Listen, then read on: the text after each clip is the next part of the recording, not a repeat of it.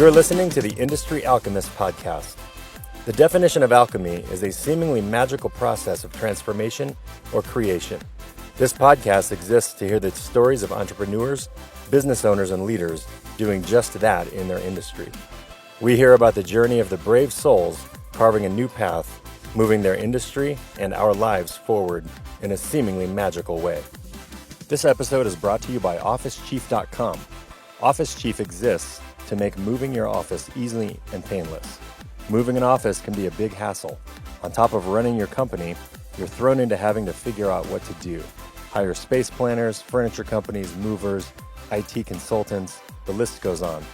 It only takes 2 minutes to create a profile, and Office Chief gives you a step-by-step action plan and connects you with the top vendors in your market. Moving your office? Log on to OfficeChief.com and make it easy. I'm your host, Matt Brower, co-founder and managing broker of Column Commercial Partners, helping companies save money on their real estate. I'm also founder and CEO of OfficeChief.com, an online resource for businesses moving their office or updating their space. Hey guys, welcome to the Industry Alchemist podcast. I'm your host, Matt Brower. Our guest today is a fractional marketing executive, startup addict, serial entrepreneur, and is always looking for ways to help others realize their vision. Having successfully driven several companies from startup to growth, and one even going public, he now focuses his time on helping other entrepreneurs and business leaders hit that hockey stick growth that comes with a solid sales and marketing strategy. While he provides help to all industries, his main focus right now is in the cannabis space. As this industry actually grows heavily in Colorado and nationally, I look forward to hearing more about it. So thank you so much for being here, Josh Whitaker. Thanks for having me. Yeah, so I want to dive in really quick. I know that you and I have met a couple times. We have a lot of mutual friends, and you're very heavily involved in the kind of Denver startup community and the entrepreneurial community here. When did you move to Colorado? About 7 years ago. Okay, from where? From Texas.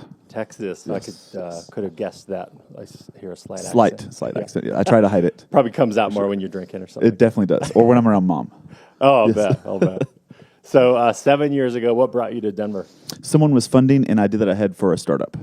Oh, okay. Yeah. We had $2 million in the bank, fully furnished condo, office, car. Everything was set, and then it fell through 1 week before I got here. Wow. Yes. So you then came out here and said, "Holy shit, I gotta." Yeah, I didn't know where to live. I ended up in Highlands Ranch, and as a single young man, that's probably not the best place. I was just driving around and like, this place, it's clean, and look, there's a good view of the mountains. Yeah. So I'll move here, and then I joined a co-ed soccer team so I could meet girls, and it was 6 couples and me. Oh, and wow. Yeah, it was pretty bad.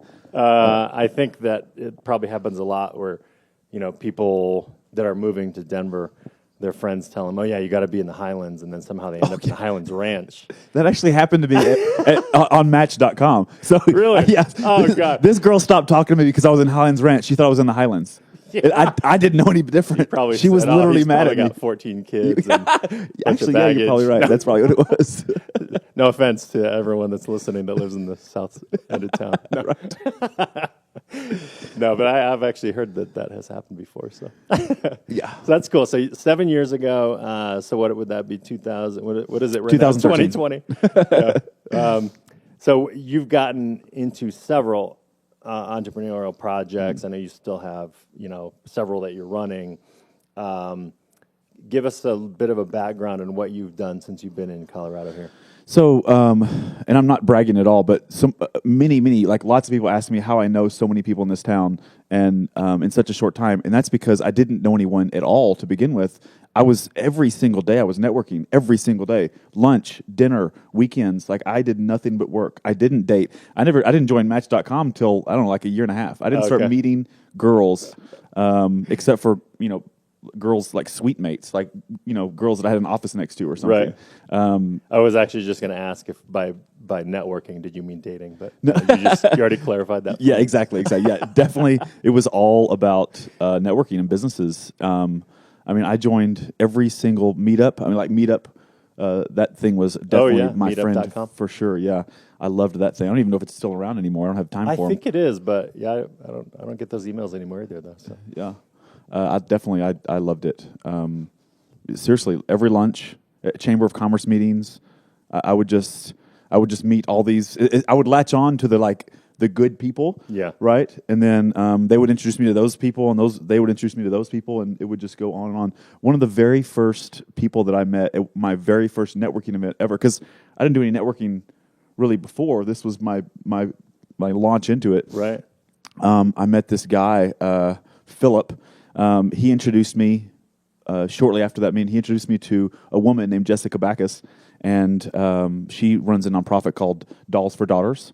Okay. And it's an amazing nonprofit, and I dove headfirst into that, and then through that I met a ton more people, and it just kept just like snowballing. That's right? great. Are you still involved with that organization? Yeah. Unfortunately, last year I did not get to attend the toy shop. So every single year, my time, obviously, all of our time's very valuable, right? But I try to put my time into the most strategic places. Yeah. Not just in business, Yeah, nonprofit also. yeah. So every year, the first weekend of December, we hand out toys to kids in need. And through you can choose a 4-hour shift. I do the all-day shift, 8 hours, and we're delivering toys to like 5,000 kids. Like Wow. Thousands of families are we're giving Christmas to. Wow. And you don't have incredible. to give much to this organization to produce a lot of joy. Right. And it is definitely awesome. Just in the last couple of years, she opened Boulder. I did the what's that? Pueblo. We went down to Pueblo and did a toy shop down there. Yeah. It's blown up. So it's called Dolls for Daughters. Yeah. Well, actually, so it's changed. So it used to be Dolls for Daughters. Now it's Toys for Boys. Dolls for Daughters, Toys for Boys. Okay, they kind of have both. Yeah, exactly. It started cool. out as just for girls. but Yeah, it that's great. I quickly had not heard of that organization Yeah, before. it's good to it's awesome. learn about something cool like that. Yeah. Okay, so then, so that was shortly after you moved here. You kind of got involved with that. Where did the first business kind of venture come from once you were here? Yeah, I built my first website when I was, 21 years old. And when I moved here, I just started doing websites again. I jumped onto a guy. This was kind of like Google called it the mobile-geddon, I think is what they said, mobile revolution, where all these websites needed to be converted over to mobile. To mobile, yeah. And so I jumped on with this guy who was licensing this technology that we could literally just stick in a website URL and it would spit out a mobile website. And there wasn't much editing that we had to do to it. Oh, wow. And so we just charged like $500, $600 to do. It's a huge volume thing. Yeah. Wow. Yes, definitely. And So were you designing websites in Texas? Is that where your past was in? it's been all over the place, really. Yeah. And I actually kind of go off on a tangent a little bit. I started my first business when I was 8 years old. Oh, wow. Yeah. Yeah, not an official LLC or anything, but my school was blown away by a tornado, and as happens in Texas. And when we finally moved into a temporary school, which is the old Piggly Wigglies, we had just temporary walls, and all the kids. We also had our quarters for vending machines, but there were no more vending machines. Right. And so that night or after school, I went to this gas station near my house, and I just loaded up on everything 5 cents, like Gobstoppers, Pixie Sticks, Tootsie Rolls, little pieces of gum. Yeah. And I went back to school the next day and sold them for 25 cents a piece. Oh, wow. You little hustler. Yeah, absolutely. That's awesome. I did that for at least a couple weeks until I got caught, of Yeah. course. And then gum was my bestseller, so I decided to kind of streamline operations, and I just bought the packages of gum, which were like Wrigley's, Juicy Fruit, Big Red. Yeah. It was all those things it was 5 sticks in one little stick, right? One little package. Right. So I could load up my pockets with those. It wasn't near as revealing as, like big bulging pockets. Yeah. And I would sell each one of those pieces for 25 cents. So I'm still earning 5 times ROI at 8 years old. So Wow. that of course got caught. So yeah. The strategy behind that is probably something similar to like what these giant consulting firms do for very large Fortune 500 companies in their simplest form. But Yeah. that's hilarious. Definitely. You were doing it at 8. Yeah, definitely. One day when I was at Walmart with my mom, I actually came across the value pack where you'd get instead of spending 25 cents per pack, it was 5 packs for $1. So you get this buy 4 get Extra, 1 free. So I'm earning even more. I was like, this is great, Mom. That's awesome. Man, oh man, I think I started my first business probably in high school. I can't probably doing yard work or painting or something like that. But yeah, similar story of like always wanted to be an entrepreneur. And Definitely. always had it in the blood. What do you think? Let's go off. Let's like I want to dig into that a little more definitely. actually, because I know you have so many things going on, and you're just as you said, serial entrepreneur. What do you think? Makes somebody like that. There's always the easy path, which is go get a job and live safely, get a salary, benefits, and just work 40, 50 hours a week. And how did you come from entrepreneur? That's always the big question. That's the question I always get asked. And no, not at all. My dad's a CPA for a big hospital. My mom was either a stay-at-home mom or she was a journalist. Wow. and then she later became a teacher, an English teacher. So no, it's never been in our blood at all. Even going back, there's not really anyone in my family that's an entrepreneur like this. Have you ever had a salaried job, or have you always? Oh yeah, definitely. Okay. It didn't last long, but yeah. Yeah, I had a cube life. Okay. Yeah, very, very, very short time. I started making more money than the VP of the company doing e-commerce sales. Okay. This was, again, a long time ago. This was right whenever websites were just being built, e-commerce websites anyway. Yeah. And I was like this, I was driving the growth of the company, and we just were just crushing it. Like they had no idea that a salesperson could make this much money sitting in a cube in the corporate office. And the VP of the company was my direct boss, and he did not like that I was making so much money at 20. Was it 20? I think it was 20. Maybe it was 21. Yeah.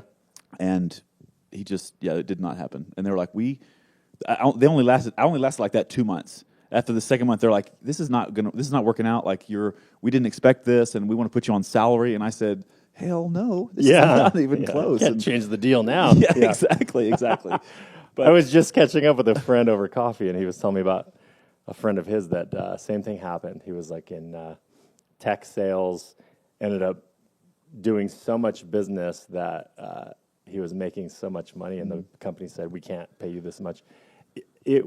I would think that the pay structure would be beneficial to both sides, and you want to be incentivized to sell to make more, because then the company's also making more. But apparently not in all cases somehow. Correct. Yeah, with a typical sales scenario, right? We want the salesperson to be the most successful. We want them to make the most because they're making the most for the company. Right.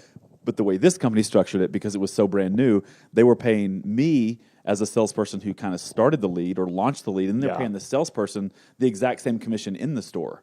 So because the people weren't just buying online and get it delivered, they would buy online and then go into the store and either pick it up or do something like change TVs. Like it was big screen TVs. It was various pieces of furniture, electronics. Yeah. Okay. Yeah. So a lot of the times, almost every time, it was you're either going into the store and picking it up or at least going to the store and picking it out. It was more like lead generation than it was straight up sales. Okay. So they just didn't structure. I mean, they should have like split our commissions or something. Yeah. They didn't. Yeah. Could have been, you could have consulted with him when you were 8. Sounds like. Yeah, exactly. Restructure that, the flow of money there. Right. So at what point did you ever get, so you're doing CBD and cannabis and hemp now. Definitely my biggest, Yeah. So when did you get into that space? So I started a company, I guess probably a couple years after I got here. So I guess it's been about 5 years. Team Maryjane was the company. Okay. I didn't even smoke pot back then. I did when I was younger, for sure. Mm-hmm. But I watched this YouTube video by this guy, the founder of Idea Lab out of New York, and this guy launches companies. Like his company is kind of like my dream company. So he sits around with his big team and they think up ideas, and then they take that idea and they'll throw marketing at it, the best ideas, and then if it sticks, they'll spin it off in its own company. So he studied his top startups, And he studied startups outside of Idea Lab. And he's like, what are the similarities of these things? What makes these companies successful? Consistently, it was the same thing. It wasn't the idea, wasn't the team, wasn't how much money was behind it. Consistently, it was the timing of the idea.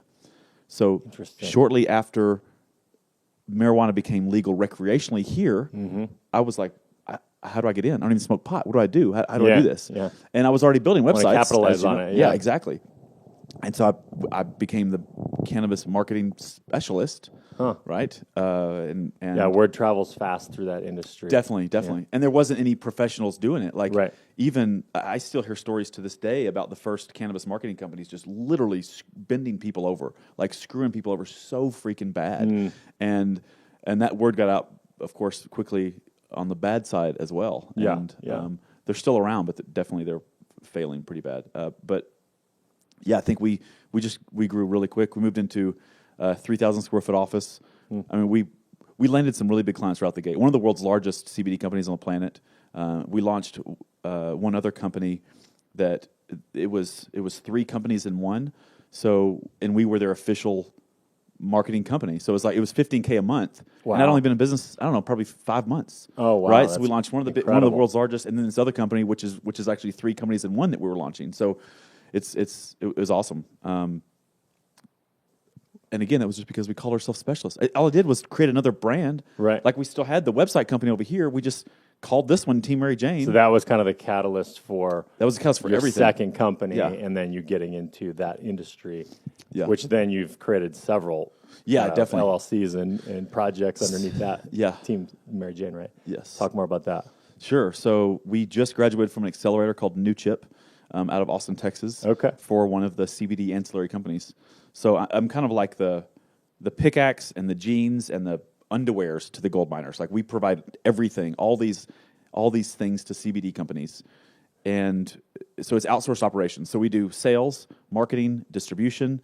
We're moving into a huge warehouse on February 10th so we can handle more clients. Yeah. And our pricing model is extremely unique because the way we have it worked in is through the discounted rates through our shipping carriers. We're able to basically build our costs into the shipping.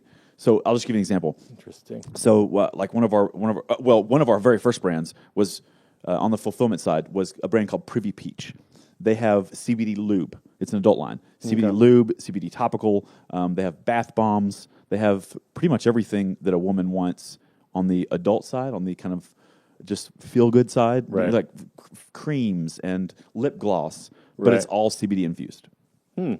Anyway, so we took their pricing model, and instead of charging the customers for shipping based on where they live, so it's like $5 here, $6 here, maybe $8 to Maine, we got it worked out with the USPS to where it's only $2.75 ish to ship anywhere in the entire country.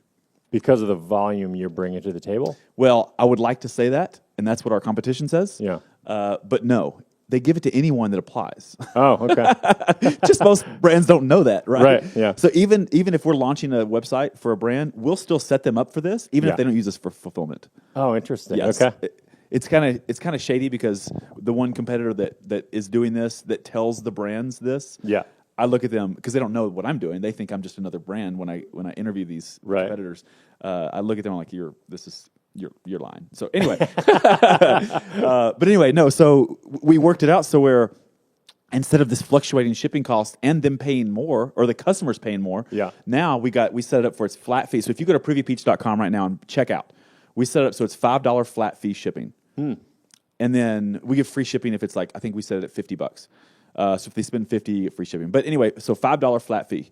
So we charge $2.10 for a shipment to go out. And then that's what your company is making. That's what we're correct running that process through for them. Exactly. So again, $2.75 plus $2.10, it's $4.85. Yeah. So they're making 15 cents by using our services. By outsourcing to us, they're making money. Oh wow! And then the most important piece in all of this, what none of our competition can do, is we add value by increasing revenue through sales and distribution channels. So I mean, just last month, Privy Peach itself, we got them a $8,000 order. And now it's a retail order. Now it's going to continue on and on and on, and we get paid a commission for that, of course, for each time. Yeah, absolutely. So that's a wholesale order. Yep. Yeah. Okay. So yeah, we launch inside retail chains and natural grocers and CBD stores. CBD retail stores are popping up like crazy.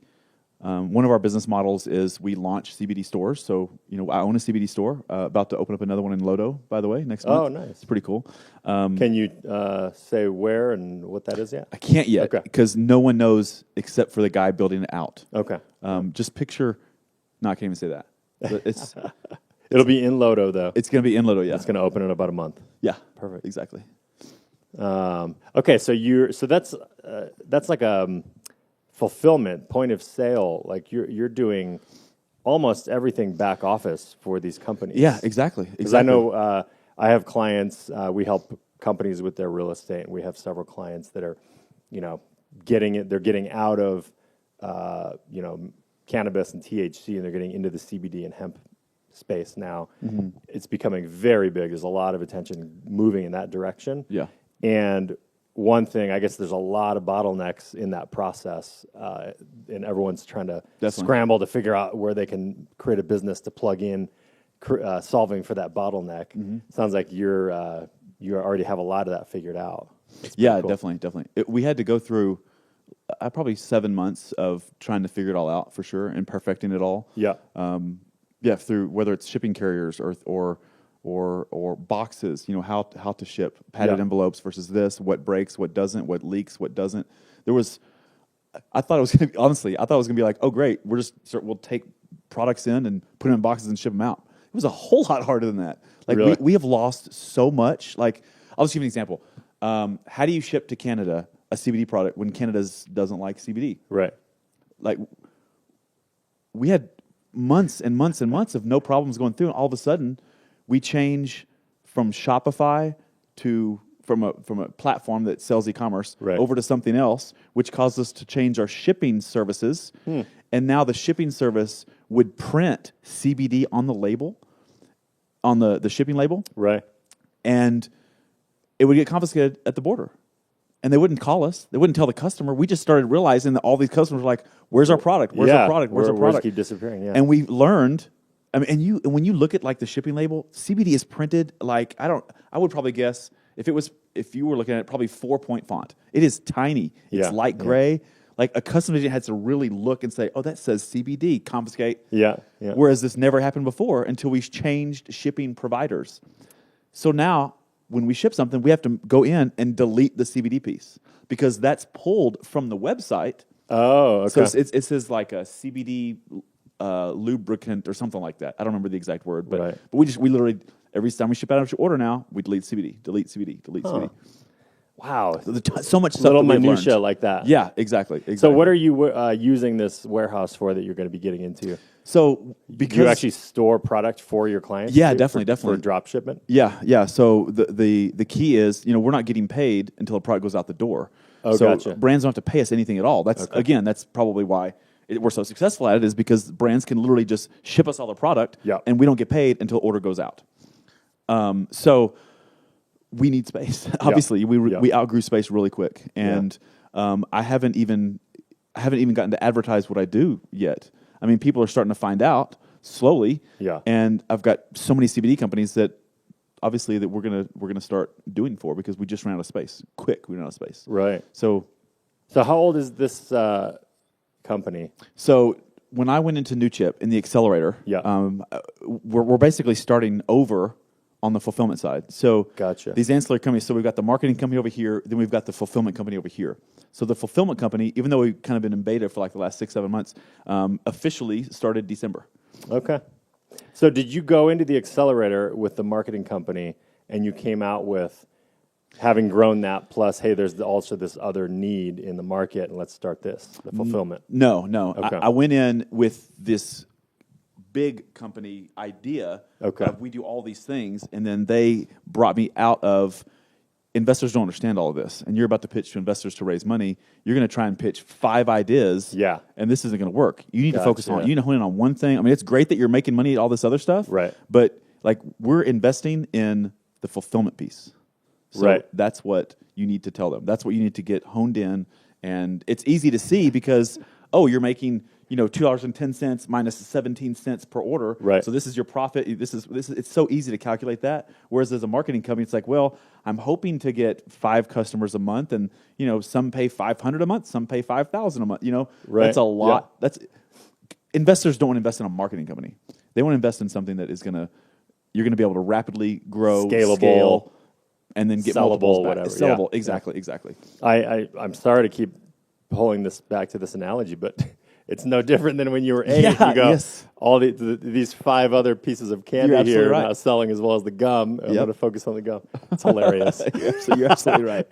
This stuff's so simple when you're just looking at it that way. Simple when you're 8. It's like causing me to go, God, I need to sit down and think through this stuff with my businesses. So. Too funny. Yeah. So how about let's dive into you personally a little bit. What keeps you busy outside of work here in Colorado? So I've jumped on with I'm on the board of another nonprofit now, Global Orphan Prevention, which we're currently going through a name change because we're dealing with a lot more than orphans. It started as Global Orphan Prevention because the majority of child trafficking happens from orphanages. Oh, wow. Or people that actually have living parents, but they are getting pulled out of these and getting trafficked. So, but we're just doing with a whole lot more than that. It's going to be something like global trafficking prevention, something like that. But anyway, that's where a lot of my time goes outside of work. I mean, I probably work till midnight almost every night, but there's a few hours a week goes into this nonprofit. So this is a new nonprofit that you're involved in getting started. So I've actually been with them for about 3 years. Oh, okay. It's just that it hasn't been on the board level. It's been on just kind of a strategy. How do we market? How do we do things better? And I just jumped on the board a few months ago. But yeah, we're definitely we raised over $100,000 at our very first gala, and it was we did not expect to raise that much for sure. But it's definitely hitting home, especially huge. with all the stuff in the news. But yeah, it's definitely huge, and we're planning on doing multiples of that this year. We've got an amazing team. Like this team is just going crazy that we have right now. And the event, we sold out the last one. We could only fit 300 people in the cable center, and it was packed. Like we were stuffed in there. Really? And so yeah, we got a much bigger venue this time, and it's Say more about it. When is it? Where is it? How can people find tickets? Yeah. So go to globalorphanprevention.org or globalop.org, and it'll forward over there. But you'll be able to find out. It's in August. It's down at the Inverness Hotel.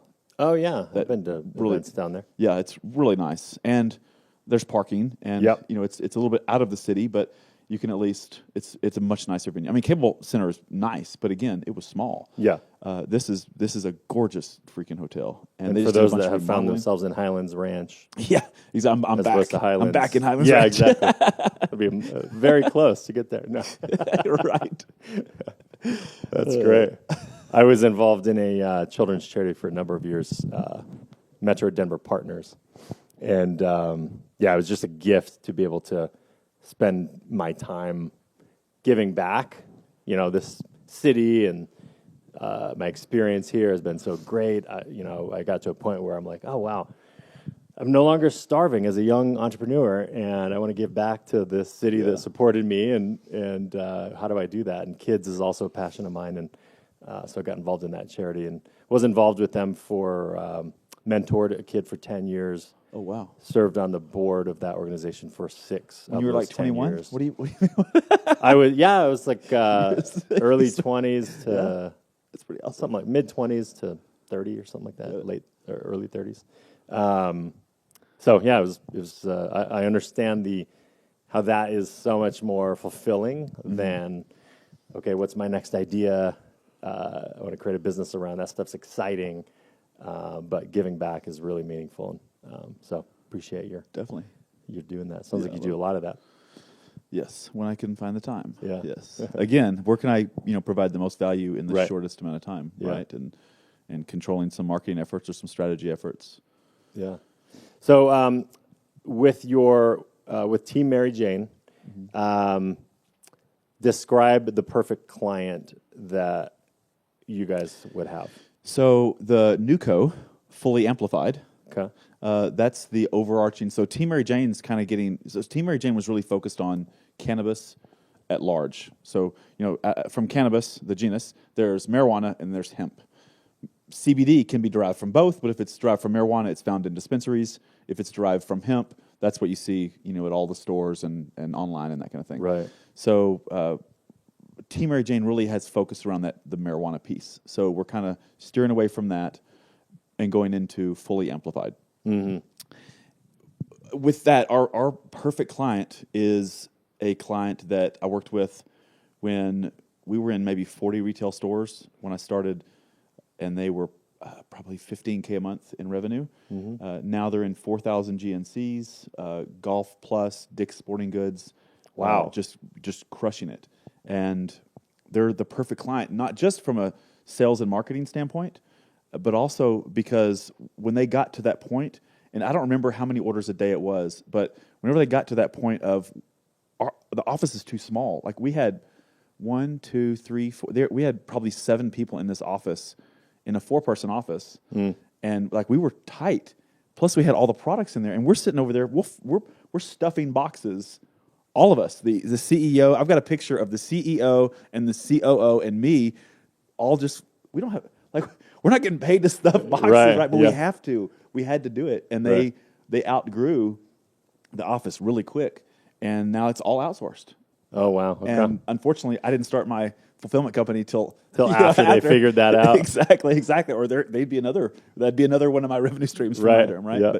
But now we just do some sales and distribution for them as well, and it's a great product for sure. But they are the perfect client, not only because we were able to watch them to grow with them from next to nothing to skyrocket, right? That hockey stick which you talked about in the beginning, but also on the fulfillment side. Yeah, we figured all that stuff out and then it outsourced. So it's anyone that is in the CBD space that's got some sort of consumer product, not necessarily have to have that, but ideally some sort of product that they're shipping or that that you can provide kind of back office function, fulfillment, marketing expertise. There's services for all of that. Yeah. And then how can people reach you to find out more? Fullyamplified.com. Fullyamplified.com. Yes. Has all your contact info. Yes. Absolutely. So is this a subsidiary company under Team Maryjane, or No. is it completely separate now? Totally separate. You're moving away from that. Yeah, You're exactly. moving into because we're raising money. We obviously just started raising money because we just graduated, but we'll have it raised within a month for sure, no doubt. But we needed to separate those things. Everything had to be totally separate, and everything is, because if you're taking money from somebody, they want to know what their money's doing too, right? So everything is, there's every single thing's on the up and up, from a bookkeeper to the accountant to, I'm an open book already. Yeah. But I want this company to be an open book to all the investors as well, right? I want them to be able to know and see every single thing. They're going to get a quarterly report on from a money standpoint, but then we're going to produce a newsletter also that says, we landed another 2 clients, or did this, or we're expanding, or blah, blah, blah, whatever it is, right? So totally separate company, and then just really, just making sure everything's transparent. Yeah, and it seems like almost, I think maybe all my friends and clients and everything that were in the cannabis or THC space, I don't know what the correct terminology is, but have now moved or are moving into the CBD space. I don't know what's driving that. Maybe it's as every state in the nation becomes legal, and then maybe there's just more opportunity now in the hemp space. But it seems like everyone's moving in that direction. Yeah, which is very interesting. I think it's from a safety and security standpoint. There's still so many things that happen in the marijuana side that is because it's still crippling. a cash business. Because it's still federally not necessarily not just the federally illegal piece. Yeah, that's a big one. Definitely, that's CBD. Being that you can sell it to anyone in the world, even though it may be illegal in their country or their state, you can still do it from the confines of Colorado or whatever state you're in. Yeah, most states have some form of legalization around the CBD side. Interesting. So not all, but most. And so you can launch your company there from an e-commerce standpoint and send product to all these other countries, even though it's illegal there. This stuff's I don't want to say saving lives, even though it kind of is, but the stories that we get from helping people are just outrageous. Yeah. I will continue to sell to a country that is. Probably shouldn't say this while I'm raising money. I will continue to sell to a country. Look, edibles, CBD edibles are illegal in California. Really? Yes. Isn't that crazy? But we send CBD edibles to California every single day. Wow. And we will continue to do that because people aren't eating them as candy. Right. Like it's helping a freaking autistic kid, or it's helping a person, somebody an with Alzheimer's epilepsy, patient. or Yes. Alzheimer's. It's helping these people exactly. a lot. And I am all about, that's what I get up every single day for. That's what I love so much. Yeah. Is hearing these freaking stories. Well, I've heard over the years as this has really taken hold over the last 10 years, let's say, that this actually used to be our medicine until penicillin was discovered, and then we got in this, antibiotic track for the last, I don't know how many years. And now it's just taking a shift back to what we used to kind of use more than natural. Literally thousands of years. We're finding this stuff and it's nuts. It's crazy. I love it. And it's really interesting to watch.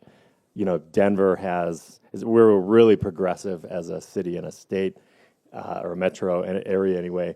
We've decriminalized psilocybin, and we'll see what's next. I mean, it's just, I think, personally kind of fun to watch. Right. And I'm proud of us for being that progressive because, I think most of this stuff is safe and it is actually helping a lot of people. So, Definitely. Yeah.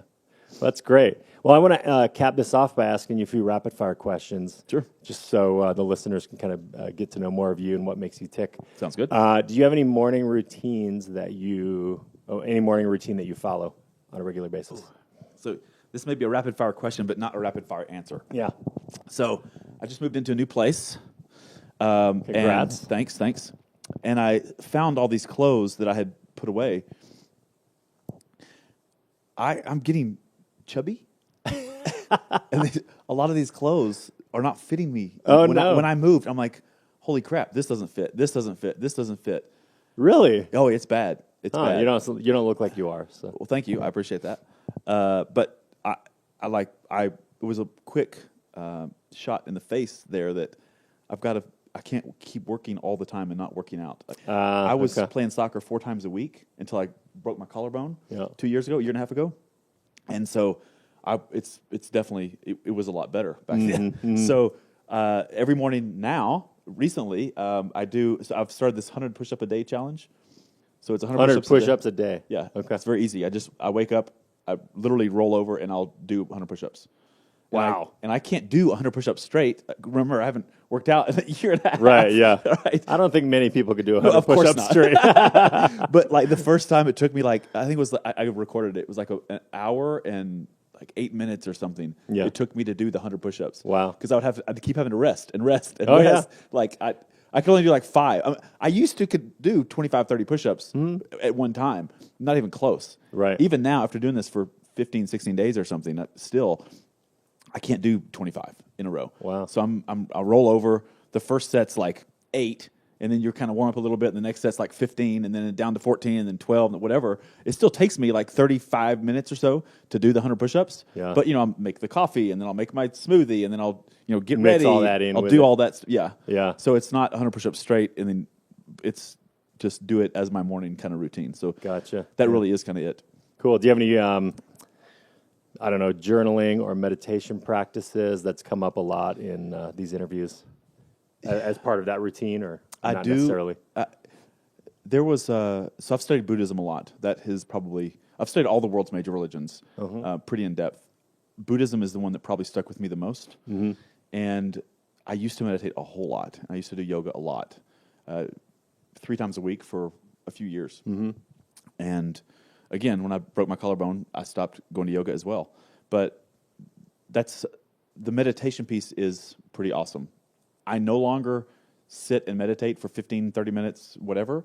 Now there's a lot of just mindfulness type things, whether I'm driving and I turn off everything, or I'm focus on your walking, breath or something like that. Correct. Yeah. Exactly. Yeah. And I've got my watch that reminds me a few times a day to just breathe. That's all it says. Oh, okay. Samsung Watch or something like that. It's just Apple a Watch. Oh, Fitbit. Okay, cool. Fitbit that was somebody bought for me. Yep. My business partner, one of my business partners. Nice. But yeah, and I got it set all it does is just tells me to breathe. And obviously we don't need help breathing, but it reminds me to stop, be in the moment, be present, and take deep breaths. And that's great. Yeah, a lot of people that actually like teach meditation and things, they literally say that is meditation. Yes.